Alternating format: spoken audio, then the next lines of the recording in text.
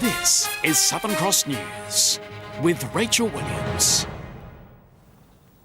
Good evening. A Tasmanian mother has expressed her frustration after her son was denied access to the state government's medicinal cannabis controlled access scheme.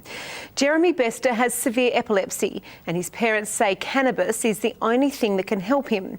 But they've been told they need to try another drug first before he can try to access the scheme again. This is a mother fighting to give her son a better life. We have no choice. We know it works, and we have Jeremy's best interest at heart. He's our son.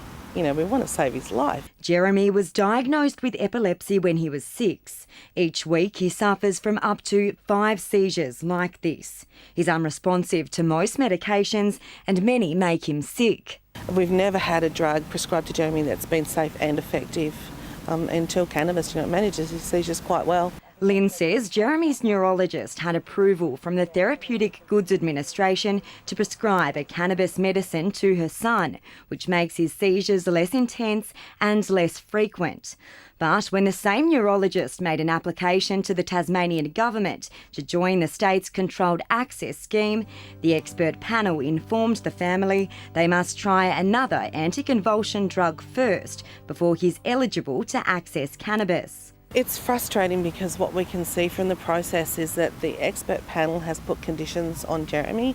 They've tried to steer his neurologist in a direction that is more cost effective to the government. So that's been concerning. The Health Minister denies the cost-effective claims and says the government is willing to meet the cost of cannabis prescriptions. Previously, under Labor and the Greens, there was 0 prescriptions written for medical cannabis. Under our government, we've seen 2 of the 3 applicants being successful in getting that prescription, and a third one, additional information has been requested. The fact that only 2 people have been able to access medicinal cannabis in Tasmania, despite the scheme opening on the 1st of October, proves that it's not working. There are many families who right now would love to be able to access a legal medicinal cannabis product, but they can't. Lynn says she won't be making her son try the prescribed anticonvulsant drug called Xenogran, as she's concerned about the risks.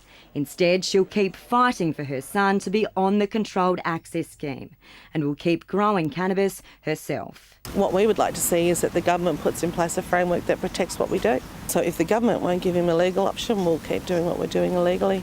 Monica Dadson at Southern Cross News.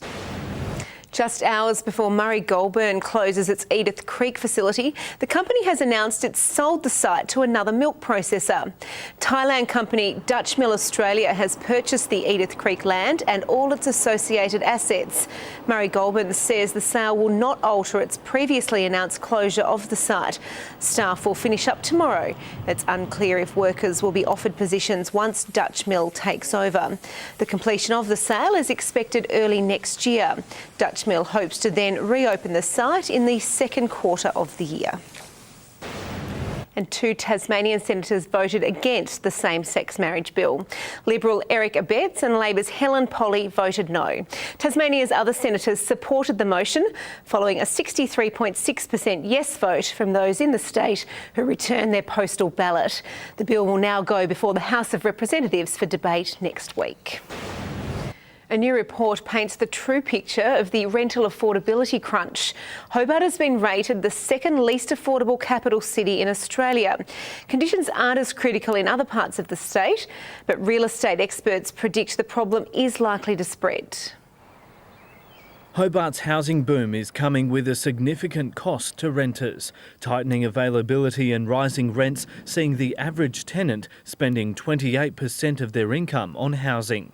In our estimates, we believe that we're anything from 1,000 to 2,000 dwellings in Hobart alone short to meet current rental demands. This is the picture in Hobart, with yellow and orange areas rated as unaffordable. In other parts of the state, it's not as bad, but regional centres are moderately unaffordable. And as markets in Launceston and on the northwest coast go through the cycle that Hobart's been through, we'll see increases in rents happening in those areas as well. The Council on the Ageing says single pensioners are some of the hardest hit. They're spending more than 40% of their income on housing. If they're spending 43% of their income on rent, it means that they just don't have it to spend on other things like food, transport, the basic necessities of life.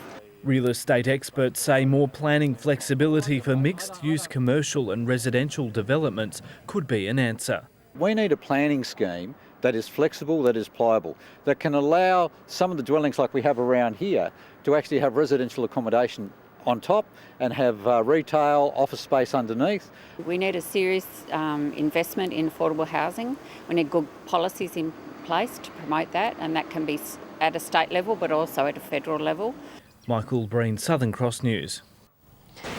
Tasmania's legal fraternity is furiously defending the appointment of the new Supreme Court judge amid accusations aired in Parliament of nepotism. The Tasmanian Bar accusing the Greens of undermining the judiciary by questioning the appointment, with calls for an apology. A day after accusations of nepotism circled the judiciary, the Premier called for the record to be set straight. Concerns over the appointment of new Supreme Court judge and good friend of the Premier, Gregory Geeson, overnight rejected by the Tasmanian Bar.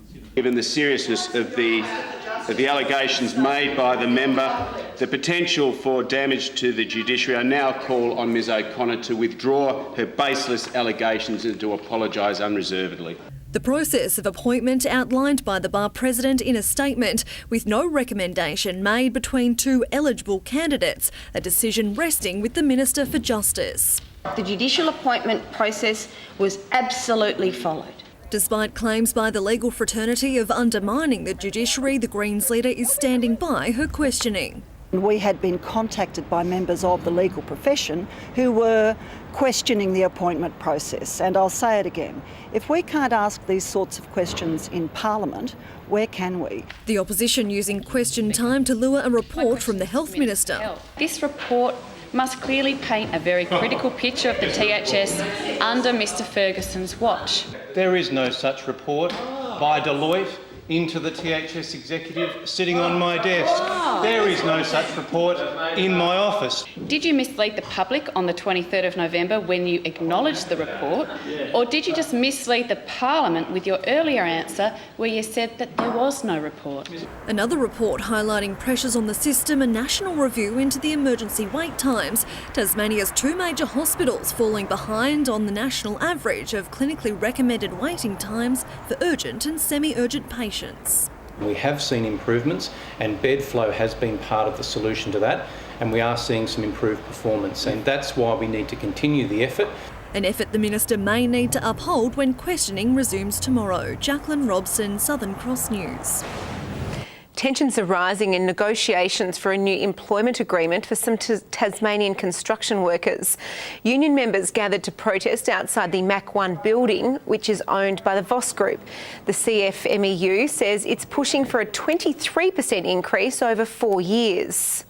It's not a massive increase, but it's significant, and most of the other construction companies in southern Tasmania have agreed to it, and all we're saying to Voss is they need to do the same thing. Voss says it's made a fair and reasonable offer of a 16% rise over 4 years, which on an annual basis is double CPI. Voss maintains its offer ensures ongoing viability of construction projects, providing job security. The first regular review of Tasmania's energy security suggests we're out of the danger zone. The annual report was set up in the wake of the 2015-16 energy crisis when the Basslink cable failed and we suffered critically low dam levels. The economic regulator says hydro storages are now 17% above the recommended high reliability level and are likely to remain at safe levels for the year. It's predicted Tasmania would be able to sustain the electricity supply in the event of another Basslink outage or temporary loss of the Tamar Valley gas power station. A rare thylacine trap dating back nearly 200 years has fetched $10,000 at auction today. The trap was among a handful of items considered to be once in a generation by auctioneers. This tool is just one of many antique items going under the hammer today. It was once used by farmers, and now it symbolises a very different Tasmania. It's a thylacine trap dating back to the early 19th century, complete with menacing teeth and a heavy metal handle. It was really important to farmers at the time to try and keep their flocks safe, so they used some fairly brutal methods. So they're basically like almost man-trap sized. The traps were once in widespread use. Now they're a rarity, attracting the bids of serious collectors. Are we all going to finish at 10? It's been quite a while since one's been seen, so yeah, they're quite rare and desirable. A second trap was also on offer. This one was used around Rocky Cape. But there was another star of today's show, the only pair of matching bird's eye hue and pine wine tables known to be in existence. They've never been available to the public. They're the white whale of hue and pine furniture. You never see them anywhere. And with a price tag to match, going for $18,500. Tom Johnson, Southern Cross News. 5 Tasmanian charities will be on a good wicket following a funding boost from the Ricky Ponting Foundation. More than $400,000 in grants were awarded to local cancer support services. The money raised through Ricky's biggest game of cricket in Launceston last year, a sum matched by the state government. We have a $420,000 sum that will go back into Tasmania. Every single cent of that will go back into Tasmania, which is something that we are exceptionally proud of. The foundation is hoping to deliver another 2 rounds of grants for Tasmania. The upcoming Tasmanian Christmas Carnivals has been given a massive boost, with Tasmanian cycling royalty Amy Cure confirming she will race in all 7 days of the series. The dual Olympian joins a stellar lineup of talent, including Devonport's Macy Stewart and Launceston's Lauren Perry. The Carnivals kick off on December 16 in Rosebery and finishes with the St Helens Carnival on January 20. Santa has made his way from the North Pole to Tasmania to help launch Tasrail's Christmas safety campaign. Getting into the festive season, the company has decorated 2 of its locomotives with Christmas lights, the attraction aiming to raise an important message. We're used to decorated houses, but Tasrail is once again taking its lights to the people. The company today unveiling its latest display for this festive season. And there's a new big red attraction. Jingle bells, jingle all the way. It's a bit of fun. It's a chance for us to interact with the community a bit, but there is a slightly serious side to it, and that's this year we've got Safety Santa riding on the trains. Each year, hundreds of people put their lives at risk, failing to stop or give way to trains and also trespassing on rail corridors. We have seen a reduction in level crossing near misses with motor vehicles, so that's pleasing to see. In relation to trespassing and pedestrian incidents, we're still seeing an increase in that area. So as the decorated locomotives spread Christmas cheer next month, Santa will be sitting in the cab, hoping to raise an important message. Ho, ho, ho, be safe around the rail corridor this Christmas. I think it's pretty simple. It's really stay away from the rail lines. They're not a place to be playing on. The temptation's there to take a shortcut or do some fishing off a bridge or something like that, but trains can come along at any time. The festive trains will travel between Burnie and Boyer 6 days a week, starting from Friday. Its location will be shared on Tasrail's Facebook page, with onlookers urged to keep a safe distance away. Monika Dadson, Southern Cross News. Now a look at business and finance with thanks to Tasplan, your local super fund. Gains by the major banks, miners and energy companies have pushed the share market's benchmark index past 6,000 points for the second time this month. The ASX 200 index has risen by 26.8 points. A short time ago, the Australian dollar was trading at 75.88 US cents and 64.01 euro cents. A 2-time Hobart International champion could be crowned for the first time in the event's history, with 3 previous winners returning in 2018. None of the field will be ranked higher than 35 in the world, however, but the event director says attracting a marquee player wasn't a key focus this time around. With no Eugenie Bouchard or Sloane Stephens on the list this time around, the tournament director was quick to defend the 2018 talent pool. The people that know tennis, some of these players are marquee names. They're all champions of the future, and we think we've got a really, really strong field. That field includes 4 current World Top 40 players, including this year's champion Elise Mertens, who's rocketed from 127 to 36 since winning. France's Elise Cornet, who beat Bouchard to claim the 2016 title, and 2016 Australian Open quarter-finalist Zhang Shui will be the highest ranked player in the field at 35. It's competitive. Players have an opportunity to play different events. We've got Sydney running the same week, and they've got arguably one of the strongest fields they've ever had in the women's sections. With the addition of world number 47 and 2012 champion Mona Barthel, the 25th edition of the tournament could see a 2-time winner crowned for the very first time. And leading up to January 9, Sturgis says there could be some surprises still to come in terms of player announcements. The emails are always on and the phone's always on, so we'll certainly talk to many more, and hopefully we can keep talking and see if there's any further announcements for wildcards later on. After one of his biggest years on and off the triathlon circuit, Tasmania's Joe Gamble says he's fully fit for 2018. The 35-year-old achieved several podium finishes during the year, but one hiccup along the way is still stoking the fire in his belly. Next year will be Joe Gamble's 20th as a professional triathlete, but this is just the start of a new chapter for the 35-year-old, who became a dad earlier this year. I'm racing for my family now, so it's definitely going to prolong my career.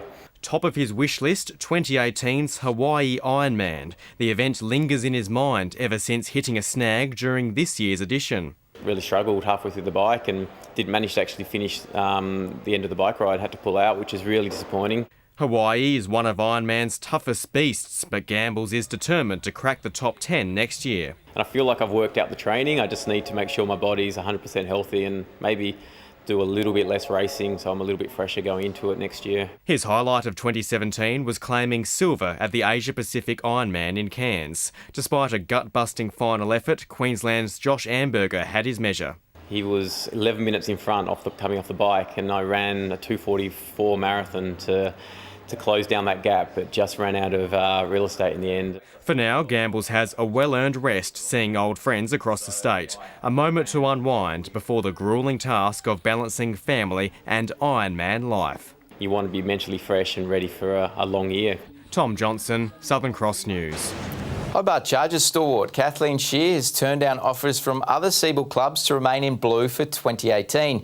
Returning for her 6th season, it's hoped the announcement will help seal the deal for fellow imports Michaela Roof and Alex Chiabertoni. Arguably the club's best performer in recent years, the Chargers were desperate to re-sign the popular American. The 2 seasons that she's had while I've been coaching have been remarkable, and it's not something that I think that we could as a club take for granted. So it's definitely a priority to get pen to paper with her. Shear is currently playing in Poland but will return in time for pre-season, with the club hoping to help the import secure residency throughout the year, which could boost her hopes of a regular berth in the WNBL. I've no doubt that if she really wanted to, she probably could have got more money elsewhere and gone, to another part of the country. But, she loves Hobart, she loves the team, and I guess she's enjoying what the club's doing now. With 2 crucial spots still to fill, Davey says the club is in talks with gun imports, Michaela Roof and Alex Chiabertoni also. Hopefully we might have another couple of announcements for you before Christmas. Meantime, Tasmania's young high flyers are relishing an opportunity to learn from one of the world's best trampolinists, with the Kingborough Gymnastics Centre hosting Olympian Bryony Page over the coming weeks. Being able to see, again, people training in a different environment, I can also learn from them, as well as mentoring them and giving them some of my experience. Page shot to stardom in her hometown of Sheffield after becoming the first British gymnast in history to win a medal in the trampolining event, claiming silver at the Rio Games. Currently recovering from an ankle injury, Page hopes to return to full-time training in time for 2020 Olympic qualification. It hasn't sunk in yet that I've won that Olympic medal, and also that it was the first from Great Britain, so it's very surreal, and I think it's put me in a position where I can hopefully inspire the next generation. Good evening. Hobart 24 today, Launceston 26, 21 for Burnie and Devonport, 31 the high at Strawn as temperatures sat between 4 and 12 above average. Ouse and Campania 29 degrees, Lyawini and Grove 26, Flinders Island 25, Friendly Beaches 24 and King Island 23. St Helens 22 today with Low Head and Wynyard both on 21.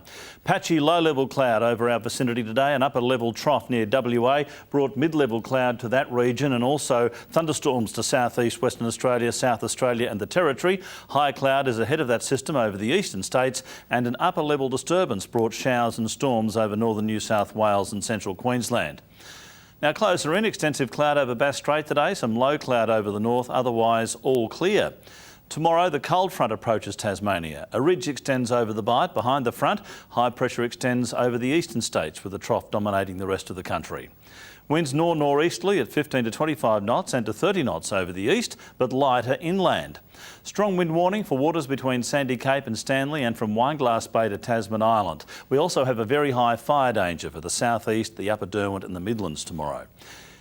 And a hot day for Hobart. A possible shower later, 33 degrees, 33 for Cygnet and up to 35 for New Norfolk with a very hot day with a shower later. Partly cloudy for Launceston, warming up to 31, 22 for Devonport with a late shower, 31 for Campbelltown.